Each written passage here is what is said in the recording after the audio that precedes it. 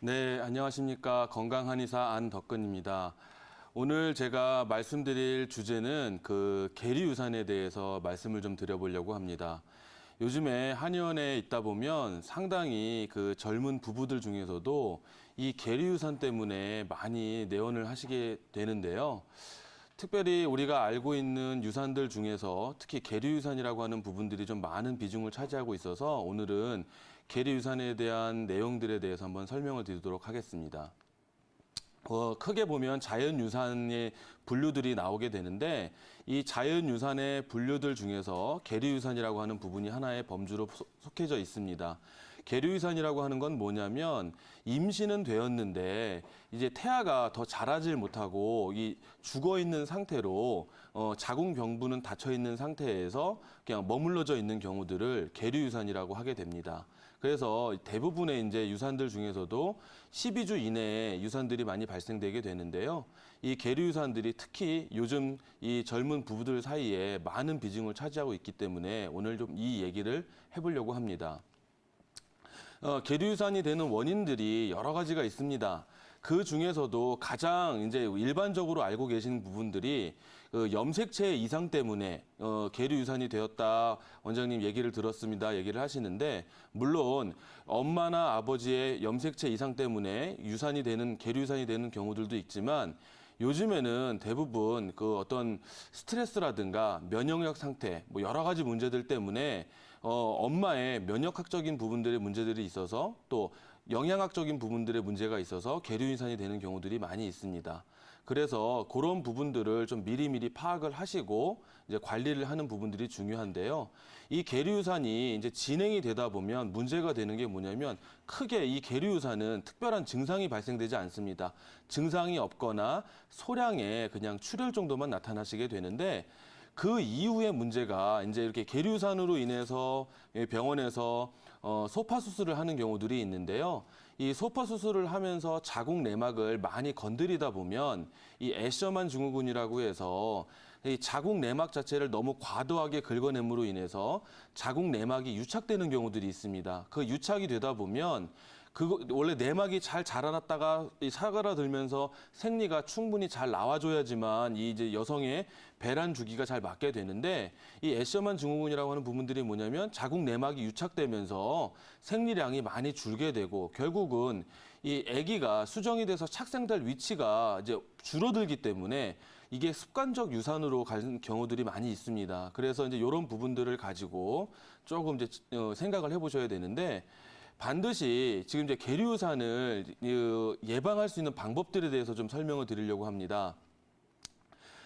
보통 여성의 배란되는 난자는 75일 플러스 알파 대략 3개월 전에 만들어진 게 나오기 때문에 최소 임신을 하기 전 3개월 전서부터는 엄마가 이 모체 질환들이 있거나 당뇨가 있는 경우에 TV에서 나오지만 임신 전에 반드시 그 질환 관리들을 좀 해주셔야 되고 특히 아기를 갖기 전 3개월 전서부터는 이 엽산 자체가 특별히 유산을 예방하는 효과가 있지는 않지만 이 기형을 예방하는 효과는 있습니다. 그래서 제가 꼭 임신을 하시려고 하시는 이 환자분들에게는 임신하시기 전 3개월 전서부터는 비타민과 오메가3, 그다음 엽산제를 같이 꼭 복용을 하시라고 말씀을 드리고 그 중에서도 이 오메가3는 임신 중에 출혈이 됐을 때 지혈이 안 될 수 있는 가능성들이 있기 때문에 임신 중에는 오메가3를 조금 안 드시는 게 좋을 수 있습니다.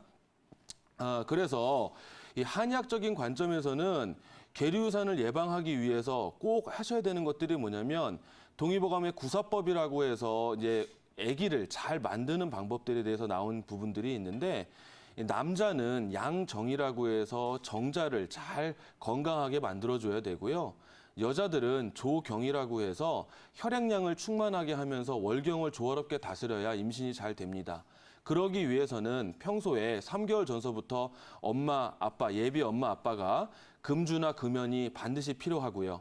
자극적인 음식이나 찬 음식들, 그다음에 특히 밀가루, 요즘에 인스턴트 음식들을 너무 많이 드셔서 그것들이 몸에 버든이라고 하는 찌꺼기들이 끼면서 문제들이 될 수 있기 때문에 그런 부분들을 반드시 조금 담백하고 쓰고 이렇게 가벼운 음식들을 좀 꾸준하게 드시기를 좀 권해드리고 적당량의 운동과 특히 이 낮밤이 바뀌면 임신이 잘 되지 않고 유산될 가능성들이 많습니다. 그래서 보면 직업군들 중에서도 낮밤이 바뀌어져 계시거나 아니면 뭐 이렇게 하루 일하고 하루 쉬시거나 며칠 일하고 며칠 이렇게 몰아서 쉬시는 분들이 생각보다 임신하시는 것들이 좀 어려운 경우들을 많이 보게 되는데요. 반드시 적당량의 운동과 충분한 수면을 꼭 부탁드리고 싶습니다. 자, 그러면 계류유산이 됐을 때 한의학적으로는 어떤 치료들을 하냐? 그럼 왜 계류유산이 됐을 때 반드시 치료를 해야 되는 이유는 자궁 내의 오로나 어혈들을 빨리 빼주고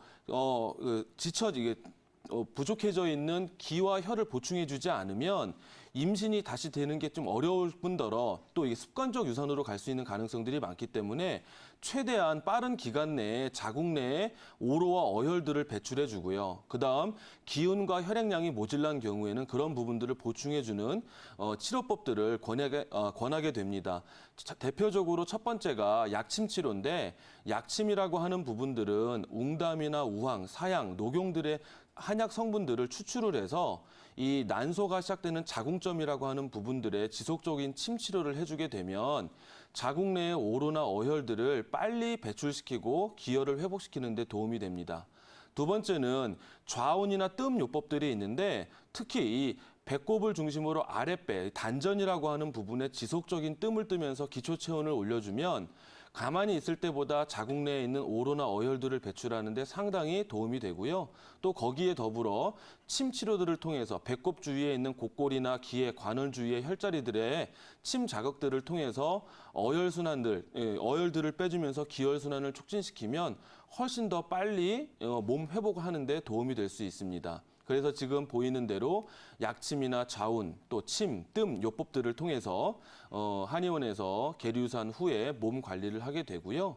아까 말씀드린 대로 기본적으로 기초 체온을 올리거나 몸의 기혈의 흐름을 돕게 해주는 데는 침, 뜸 요법이나 약침 요법들을 갖고 하면 좋겠지만 몸에 이제 유산한 것도 결국 아기 놓은 거랑 똑같기 때문에 아기를 놓고 나면 몸에 상대적인 혈허증, 혈액량이 모질라게 됩니다. 그래서 그 혈액량이 모질란 부분들이 계속 지속이 되면 계류유산 후에도 아기 놓은 것과 똑같이 산후풍이 오게 됩니다. 예를 들어서 원장님 유산하고 나서 몸이 마디마디가 쑤시고 아파요. 어지럽습니다. 몸이 자꾸 쥐가 나고 몸이 이게 힘이 없습니다. 이런 부분들의 증상들을 호소하시게 되는데 그런 부분들을 빨리 회복시키기 위해서 이 동의보감에 있는 보호탕이나 생화탕 등의 약들, 보통 이제 어혈들을 제거하면서 혈액량을 보충해주는 그런 방법들의 약들을 좀 써주면 몸의 회복들을 빨리 돕게 할 수 있습니다. 그래서 그러면 이 약을 언제쯤 드시는 게 좋냐면 계류유산 한 다음 날서부터 보통 이제 산부인과에서 소파 수술을 하면 이 자궁 수축 약이나 소염제 약들을 보통 한 3일에서 5일 정도 처방해 주시게 되는데요. 그 약과 같이 한약을 드셔도 무방하기 때문에 가급적이면 유산한 직후서부터 한약을 꾸준하게 드신다면 빨리 어혈을 배출하는 데도 도움이 되고 기혈을 보충하는 데도 도움이 됩니다. 자, 그래서 반드시 유산을 하시고 나면 그 환자분들께서 저한테 물어보곤 하십니다. 원장님 언제쯤이면 다시 아기를 가져도 좋을까요? 아까 서두에도 말씀드린 것처럼 여성의 난자가 만들어지는데 최소한에 걸리는 시간이 75일 플러스 알파 대략 3개월 정도가 걸리기 때문에 산부인과 병원에서도 유산을 하시고 나시면 최소한 3개월 정도는 몸을 회복하신 다음에 아기를 가지시라고 말씀을 합니다. 그래서 저도 마찬가지로 한의원에서 환자분들이 오시면 유산을 하고 나서 최소한 3개월 정도는 몸을 회복하고 그 몸을 회복한다는 것이 그냥 시간이 지나간다고 회복되지 않습니다. 아까 말씀드린 대로 섭생, 음식을 드시는 거, 운동하시는 거, 주무시는 거, 생활하는 부분도 반드시 문제점이 있다 그러면 고치셔야 되고 또 내가 자궁 내에 오로나 어혈들이 많다거나 혈액량이 모질란다 그러면 아까 말씀드렸던 약침이나 침, 뜸, 한약 등을 통해서 적극적인 치료를 반드시 받기를 권해드리고요. 요즘에는 이제 임신을 하시게 되면 이 국민행복카드라는 바우처를 이 정부에서 발행해서 지원해주게 됩니다. 이 이제 그 임신서부터 출산까지 한 50만 원 한도의 그 병원 산부인과 병원에서 쓰실 수 있고 한의원에서도 입덧이나 뭐 이런 이제 그 유산되신 후에 또 산후풍 있는 출산한 후에 보약을 드시는 데도 쓸 수 있고요. 또 다태양인 경우에는 70만 원까지 도움받아서 지원받으실 수 있으시니까 이런 국민회복카드도 잘 이용하신다면 경제적인 부담도 좀 덜 수 있을 거라고 생각합니다. 최근에 계류유산의 증상들로 인해서 많이 호소하시면서 오시는 분들이 많은데 미리미리 3개월 전서부터 계획된 임신 준비 잘 하셔서 건강한 임신과 출산하시기를 바랍니다. 지금까지 건강한의사 안덕근이었습니다.